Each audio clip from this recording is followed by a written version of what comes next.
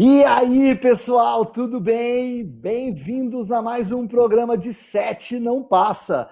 E a pauta de hoje é proposital, porque a gente vai falar de propósito para os profissionais e para as corporações também. E para falar sobre isso, nada melhor do que um grande especialista no assunto, Rafael Takei, o embaixador do Ikigai no Brasil. Tudo bem, Rafael? Fala, Ale, que alegria imensa estar aqui com você, com a sua audiência. Poxa, irmão, ter uma conversa de propósito contigo já é uma honra por si só, cara. E vai ser muito legal a gente poder conversar sobre isso, justamente, né? Como é que o propósito contribui para ampliar os resultados do indivíduo, ele ter clareza de onde ele quer ir, do que ele quer fazer e do que ele também não quer fazer da sua vida, e das organizações, que esse é um elemento fundamental da estratégia dos negócios, ainda mais no contexto que a gente vive. Então, muito obrigado por essa oportunidade, vai ser muito legal conversar contigo e com toda a galera que está assistindo a gente aqui. Encontro que a gente teve na FGV, não foi mesmo? Falando sobre felicidade, acho que uns anos atrás, e depois essas coisas do destino, né? A gente acabou se encontrando em outros projetos, fazendo projetos juntos, dividindo palco, né? Então, é dessas alegrias que a vida, de maneira muito generosa, entrega pra gente numa bandeja de prata. Obrigado, Rafael. Valeu, meu irmão. É pra você ver, né, como é que é a generosidade mesmo da vida, né? Alguns anos atrás, fui assistir você lá na FGV, foi incrível. E, de repente, poder voltar aqui e estar com você, fazer parte dessa equipe, estar contigo dividindo palcos hoje em dia, é uma alegria imensa para mim, irmão. Legal. Bom, Rafael, você sabe que eu lancei esse ano meu segundo livro, né, o Longevidade Inteligente, né? E ele fala desse fenômeno populacional, né, da revolução da longevidade, que a gente está vivendo cada vez mais e com cada vez mais saúde. Eu sempre brinco que não é apenas mais anos de vida, mas sobretudo mais vida nos anos também, né? E Sim. nesses estudos que eu fiz da longevidade, foi quase inevitável a gente acabar se aprofundando nas chamadas Blue Zones, né, que o Buechner, um pesquisador, ele descobriu que apesar do mundo inteiro estar vivendo mais, algumas regiões do globo em particular, as pessoas vivem realmente muito e tem uma proporção de centenários muito grande, né? Loma Linda, na Califórnia, tem na Costa Rica, na Sardenha, no Japão, Okinawa, no Japão, etc. E tal, né? E ele começou a perceber que, apesar das peculiaridades de cada local, tinham muitos pontos de intersecção, não é? Laços comunitários ou familiares, em sentido de transcendência, alimentação correta, e um certo propósito, né? A coisa da transcendência. Eu acabei chegando no Ikigai, né? Que é uma tradição japonesa. E eu sei que você é um dos caras que mais fala disso no Brasil. O que é o Ikigai, Takei? E o que isso tem a ver com O que propósito? Maravilha essa pergunta, Ale. Olha só, Ikigai, né, é uma palavra japonesa cujo significado é pastel de frango. Não, brincadeira, não é pastel de frango, não é só pra tirar uma onda. A galera faz isso, né? Mete tatuagem, não sabe o que tá escrevendo, depois eu falo, isso é pastel de frango. Então, Ikigai é o seguinte: quando o Dan Bittner, né, começou a pesquisar essas Blue Zones e catalogou 5 principais, uma delas chamou muita atenção, que foi Okinawa, né, lá no sul do Japão, porque além de chegarem a 100 anos, eles chegavam muito fortes, muito felizes, com muita vitalidade e felicidade. Então não era só centenários, não eram centenários muito ativos. Tinha lá o Dichan, né, o vovozinho torando lenha, tinha a senhorinha lá carregando o tataraneto no colo. Ele falou, cara, o que tem nesses caras, né? O que tem de específico nessa Blue Zone que eles chegam tão fortes desse jeito?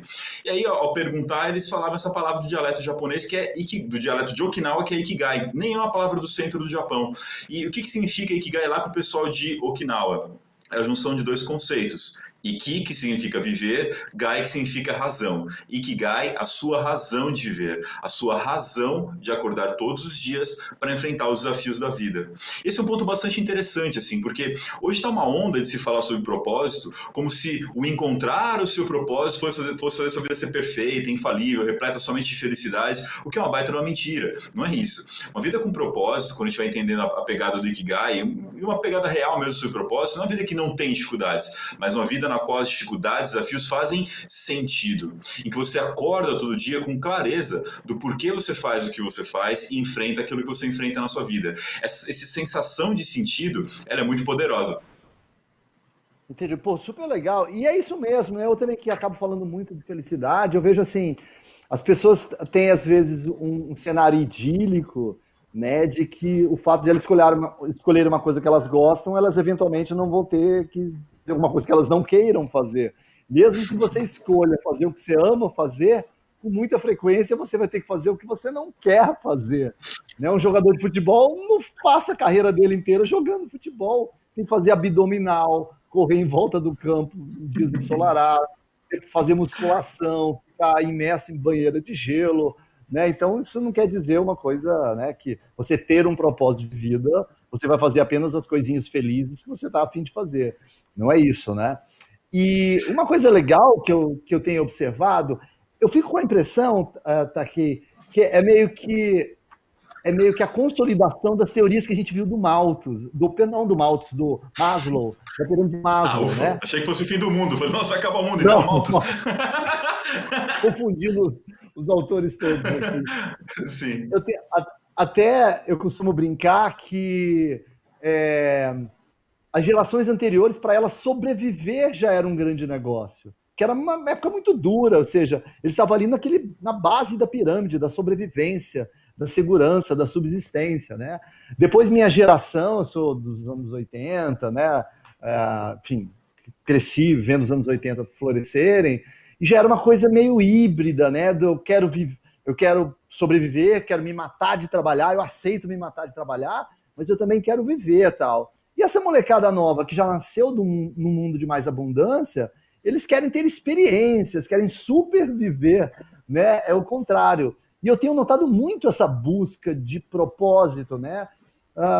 Ou seja, não é que o salário não seja importante, ele é, mas ele não é mais a única variável de escolha de uma profissão. As pessoas não aceitam mais vender o tempo da vida delas simplesmente por olerite, ainda que também exista isso no mercado de trabalho, né?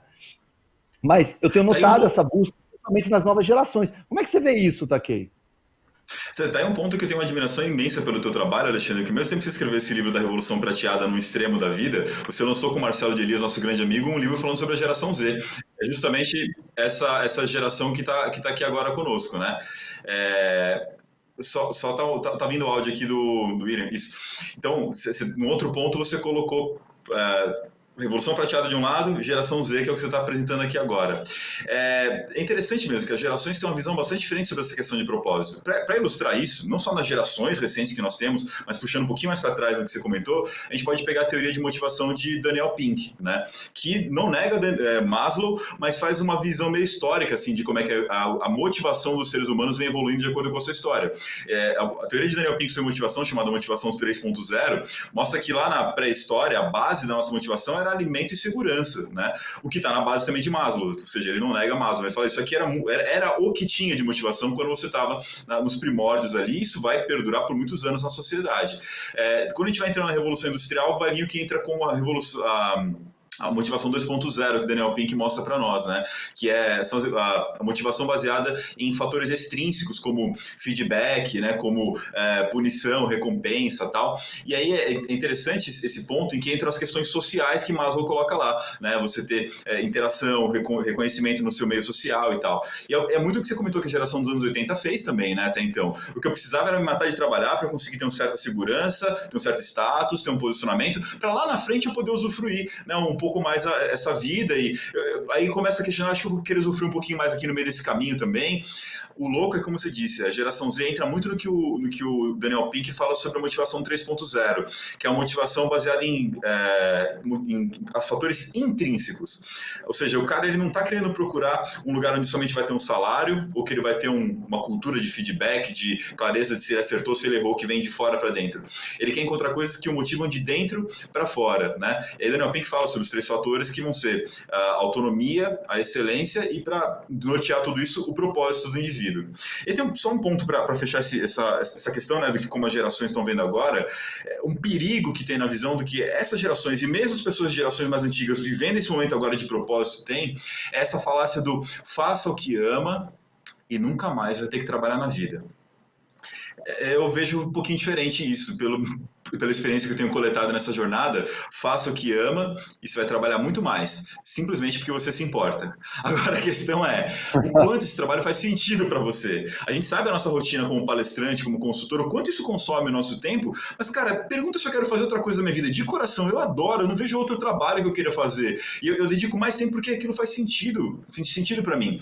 E aí, é mais outra dicotomia para o pessoal ir lá e refletir um pouquinho mais sobre o propósito de forma mais consciente, mais realista, é que viver o seu propósito não é somente procurar fazer o que ama, ou seja, olhar para fora, motivação extrínseca do Daniel Pink. É também aprender a amar o que faz. E esse processo de amar o que faz é uma das jornadas mais desafiadoras que a gente tem também. Como você disse dos atletas de futebol, fala, cara, tá paga essa conta. Beleza, vou ter que entrar nessa piscina de gelo aqui, mas tá pago. A gente como professor, eu não sei como é que é para você, mas para mim eu adoro estar em sala, estar com os alunos, mas na hora que eu tenho que corrigir prova, cara, eu preferia fazer, sei lá, arrancar o siso. Mas eu tenho que fazer isso e aí eu crio sentido e aprendo a amar o que eu Verdade. faço. Quando às vezes não é possível amar o que faz, tá certo? Então, conciliando essas duas vertentes na sua vida, é que você tem aquela sensação de propósito, de estar realizado com aquilo que você faz, né? É verdade, é exatamente isso mesmo. Acho que muitas vezes você tem essa concepção errônea, né, de misturar as duas coisas e achar que porque você escolheu o que você gosta de fazer, que aquilo vai ser eternamente um parque de diversões, e não é assim, né? E eu acho que outra coisa que está fundamentada nisso é que também tem uma busca por no que você é bom de fato. Eu acho que com o tempo você vai descobrindo que algumas coisas você é melhor que outras. Tirando alguma mosca branca aí, né? Um Leonardo da Vinci, que o cara conseguia ser excepcional em 15 profissões. Sim. Acho que a maioria de nós somos mais talhados, um pouco mais para umas coisas do que outras. Eu, quando era criança, por exemplo, eu adorava futebol, né? Gostava muito de futebol. Só faltava combinar com a bola, né? Que a bola não combinava com meus pés. Ok. E eu demorou para cair a ficha que não ia rolar, não deu match naquele negócio, né? E eu me lembro que na sexta série, um professor de educação física falou: chega de futebol aqui, jogou uma bola laranja no meio da quadra, uma bola de basquete, falou: hoje vocês vão jogar basquete, chega de todo dia vocês fazerem pelada, né? E rapaz, eu não sei se por causa do sou magricelo alto, assim, mas naquele jogo eu já fui cestinha, e apesar de não saber jogar, como ninguém ali sabia, né? Mas sabe quando flui naturalmente? Eu falo, a impressão que me deu assim, falou, com muito menos esforço, eu vou fazer muito mais coisa nesse esporte, né, do que no futebol. Então, às vezes você percebe também a maturidade é você perceber onde está a sua zona de aptidão, porque perceber que você é capaz de executar com excelência uma coisa gera um senso de felicidade também, porque é muito ingrato você fazer uma coisa que você vê que você não evolui, né? Então acho que tem muito essa busca não só do que você ama, fala, o que eu sou bom de fato, entendeu? Porque a percepção da excelência, você achar uma tarefa que te dá um senso de flow, que você executa aquilo quase que como arte, também aumenta a sua percepção do gozo no usufruto, na realização dessa tarefa. Você não vê isso também, Takei? Vejo isso perfeitamente, Ale. E até foi muito legal você comentar a teoria do flow, né? Popularizada e expandida por Mihaly Csikszentmihalyi, porque é justamente isso, assim. Você vai ter aquele parâmetro, né? Entre o desafio e a competência. E aí, é quando você tem um desafio um pouco acima das suas competências, é onde você vai entrar naquele estado de flow. Tem que ser um pouco acima. Muito acima ansiedade, muito abaixo tédio, simplificando muito a teoria do flow do Mihaly, né? Mas é isso que a gente tem que buscar. E é interessante que você falou dessa questão dos dons, né? Das aptidões naturais. Tem um diagrama que se popularizou para falar sobre Ikigai, nosso tema que a gente está conversando aqui hoje, é o famoso diagrama Ikigai, o Mandala Ikigai. Quem está assistindo nossa conversa aqui depois pode entrar lá no Google e procurar. É um diagrama bem bonito e tal, e as pessoas acham que veio lá de Okinawa esse diagrama, né? E na realidade não. De onde surgiu esse diagrama? É dos ocidentais tentando traduzir uma filosofia oriental para a nossa realidade, né? Por que isso faz necessário? Quando eu comecei a estudar sobre Ikigai, eu pensei, poxa, será que tem uma escola de Ikigai lá no Japão? Um lugar em que eu posso ir lá e aprender sobre esse assunto, né, e tudo mais? Eu fui perceber quando essa pergunta era idiota depois que eu comecei a me aprofundar nesses estudos. Na verdade, não tem pergunta idiota, mas enfim. Por quê? Era mais ou menos como se um gringo, bem manezão, viesse para o Brasil e falasse, eu quero deixar de ser mané, onde é que eu posso ir na escola malandro, malandro, mané, mané? Eu quero deixar de ser mané. Não tem escola de malandro aqui no Brasil. Sei lá, vai no morro, vai ser assaltado, depois você vai pegando jeito na coisa. Então, assim, não tem também uma escola de Ikigai no Japão. Mas o que a gente fez foi ocidentalizar esse conceito. Então, o que o diagrama Ikigai mostra? Conectando com isso que você falou do talento. O diagrama, ele junta, na verdade, um conceito, né, de propósito de Andrés Uzunaga com a ideia do Ikigai. E aí tem a ver com o primeiro assunto que a gente falou, que é amor, e o segundo esfera desse diagrama, são 4 ao todo, é talento. É justamente as coisas que você busca fazer melhor que você mesmo a cada vez que você faz. E aí, o que acontece, né? Você falou da questão do dom, né? A Carol Dweck, ela escreveu um livro bem legal chamado Mindset para mostrar essa questão, né? De que às vezes a gente tem uma mentalidade fixa em algumas coisas, em que a gente tem uma dificuldade de se desenvolver. E aí ela propõe em todo o seu livro, uma obra bastante fundamentada academicamente, que a gente tem que ter uma mentalidade de crescimento, olhar para as coisas como uma possibilidade de se tornar melhor que você mesmo a cada vez que você faz, enxergar como se aprimorar, mas ela não nega de forma nenhuma que algumas pessoas vão ter uma propensão maior a conseguir desenvolver algum talento. E quando você encontra essas coisas, você tem uma propensão maior, seja por uma habilidade física como a sua, né, uma competência, você é mais alto e tal para jogar um basquete, ou seja até mesmo porque você tem mais gosto por esse tipo de atividade, ali você começa a entrar nesse estado de flow, vai ficando cada vez melhor e dá também aquela sensação de estar vivendo o seu propósito, que você vai ficando cada vez melhor, vai conseguindo ser cada vez mais contributivo naquilo que você faz, né? Legal, bacana. Bom, a gente está falando do propósito no sentido do indivíduo, né? Mas agora, essa questão do propósito está sendo transplantada para as corporações, para as empresas, para o CNPJ, não para o CPF, né? E é muito engraçado, porque assim, o conceito clássico é a empresa feita para dar lucro, né? E eu me lembro que eu acho que eu gravei um vídeo no YouTube, eu não sei o que foi, e em algum momento eu falo da importância da diversidade, que também que tem que ter um propósito. Acho que eu falei alguma coisa nesse vídeo, eu não lembro mais, é coisa de 2 anos. E apareceu alguém que comentou assim: isso tudo é conversinha fiada do RH. A empresa quer mesmo vender e ter lucro. A empresa tem que vender e dar lucro. Todo o resto é mimimi, blá blá blá, e conversa fiada. Corporação, CNPJ não é inventado para melhorar o planeta, a corporação foi inventada para dar lucro. Mas e aí, para quê? Isso é tudo conversinha de RH e de marqueteiro. O corporação tem que ter propósito que transcenda o lucro também. Olha, corporações sobrevivem sim sem uma visão clara do seu propósito, ou seja, ela só não sabe, né? E aí o que acontece quando ela tem, mas não sabe o propósito que ela tem, é que ela começa a ter uma série de ações inconsistentes com aquilo que é a sua essência, até por não ter uma clareza para comunicar para si mesma, para os seus colaboradores, para todos os seus stakeholders, né, as partes interessadas na empresa. O que a gente faz, o que a organização faz quando ela entende, clarifica seu propósito, em todo um processo, eu ministro um workshop, né, para as organizações entenderem isso, inclusive feito junto com os colaboradores da organização, levantando a história, levantando os melhores momentos da organização, para ter clareza de qual é a nossa contribuição e qual é o nosso impacto que a gente quer causar. Aí você começa a ter um potencial imenso no que você faz. Então, assim, dá para sobreviver pensando somente em lucro? Dá, cara. Não vou ser daqueles que falam, não, sua empresa não vai sobreviver, não vai funcionar, ela vai. Agora, só para exemplificar o que eu quero dizer aqui, um dos maiores estudiosos sobre organizações exponenciais, essas que disparam no crescimento, não crescem em progressão aritmética, não é 1%, 2% ao ano, essas que crescem 20, 30, 100, 200% no ano. Só que o que está acontecendo nessa organização bomba, como, vamos falar das mais famosas, né, Google, entre outras tantas. O Salim Ismail é um estudioso americano, que fundou inclusive uma universidade chamada Singularity University, em que ele decidiu estudar isso. Ele falou, cara, o que faz organizações crescerem de forma exponencial? O veredito dele são 11 fatores, ou seja, não é só propósito, tá? São 11 fatores. 5 fatores internos, que ele chama de ideas, uma sigla, 5 fatores externos, que é scale, outra sigla, mas capitaneando cada um desses fatores para que tenha congruência nas ações, para que tenha consistência, para que seja algo que gere verdadeiro engajamento, entusiasmo em todo que se relaciona com a organização, ele coloca acima o 11º fator, chamado PTM, Propósito Transformador Massivo. Então, assim, a organização nasce para dar lucro? Sim, mas ela nasce para dar lucro porque ela faz algo para alguém. Ninguém vai dar dinheiro para sua organização na loucura, só para jogar dinheiro pela janela. Então, qual é a utilidade que ela tem? Qual é o Para que serve o seu serviço? A partir disso, a gente começa a entender qual é a contribuição. E que impacto essa contribuição traz? Quando a gente começa a ter clareza sobre tudo isso, a gente começa a tomar decisões muito sérias sobre o que fazemos, o que não fazemos nessa organização. Que pessoas fazem sentido nós temos na equipe, que pessoas não fazem sentido. Que clientes fazem sentido para nós, quais clientes não fazem sentido. Ou seja, não é para dominar todo mundo, é simplesmente para ter muita clareza de quem você atende. Quando você vê uma Apple, por exemplo, ela não está aí para atender a todo mundo.